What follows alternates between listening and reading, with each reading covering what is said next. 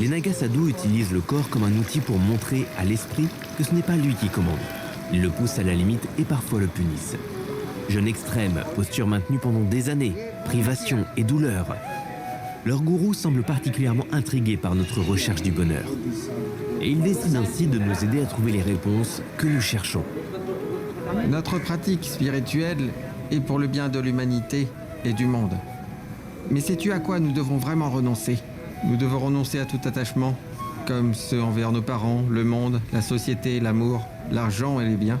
L'homme se laisse séduire par ces choses. Il les poursuit. Et c'est justement cet attachement qui nous tient prisonniers. C'est pour cela que nous devons apprendre à les laisser partir. Il n'y a qu'un seul lien qu'un sadhu ne doit jamais briser, celui avec son gourou. Le disciple s'en remet entièrement à lui. Chaque enseignement, chaque pratique, chaque parole du gourou devient une partie de son chemin. Ce n'est qu'alors que le gourou commence à lui transmettre ses pratiques et sa connaissance. Le disciple s'en remet à lui avec une confiance totale, exactement comme un enfant s'en remet à ses parents. Mais pourquoi consacrez-vous toute votre vie à atteindre le moksha? Moksha signifie ne plus avoir à renaître. Cela signifie se libérer définitivement du cycle de la naissance et de la mort, sans devoir renaître encore. Mais moi, pour le moment, je ne cherche pas encore à l'atteindre. Parce que je sens que la tâche pour laquelle je suis venu au monde n'a pas encore été accomplie. Mon travail pour le bien de l'humanité est encore incomplet. Ce que je ne parviendrai pas à accomplir dans cette vie, je l'achèverai dans une nouvelle existence, en renaissant encore une fois. Dis-moi, c'est quoi la mort? C'est quoi l'enfer? C'est quoi le paradis? Et qu'est-ce qu'il y a en nous? Tu ne peux trouver tes réponses qu'à travers la pratique spirituelle. C'est là que la vérité t'attend. À travers le chemin que j'ai suivi, je suis arrivé à me connaître moi-même, à savoir ce que j'ai en moi, qui je suis et ce que je fais. Je sais ce qu'il faut faire et dans quel but il faut le faire. Puis grâce à l'austérité, j'ai obtenu de nombreux pouvoirs. En vivant dans les ravins, en vivant dans les grottes, en demeurant dans la solitude, j'ai accompli mon austérité.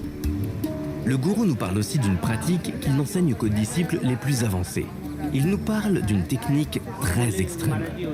Il a lui-même apprise de son maître pour, disons, vaincre le désir.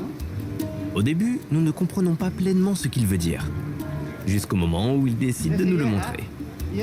Et nous restons bouche bée. En pratique, il enroule ses organes génitaux autour d'un bâton en or et continue à le tordre lentement. Puis, un disciple monte sur le bâton avec tout son poids.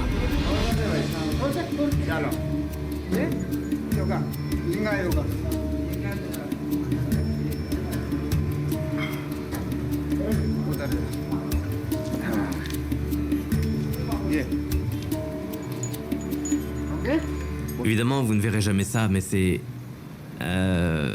impressionnant. Le Naga Sadhu a enroulé son pénis autour d'un bâton en métal.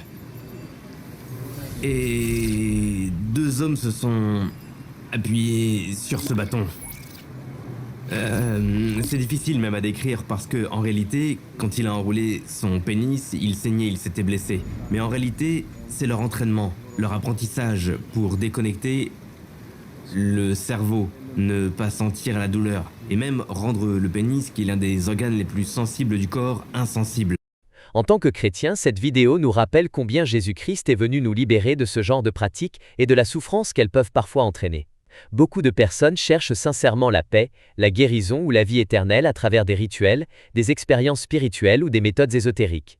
Pourtant, la Bible nous enseigne que le salut est un don gratuit de Dieu, reçu par la foi en Jésus-Christ, et non par des pratiques particulières. Jésus a déjà payé le prix à la croix pour nous ouvrir le chemin vers le Père. Nous n'avons pas besoin de chercher d'autres portes ou d'autres intermédiaires. En lui, nous pouvons trouver le pardon, la paix, la délivrance et l'espérance de la vie éternelle. Il nous invite simplement à venir à lui avec un cœur sincère.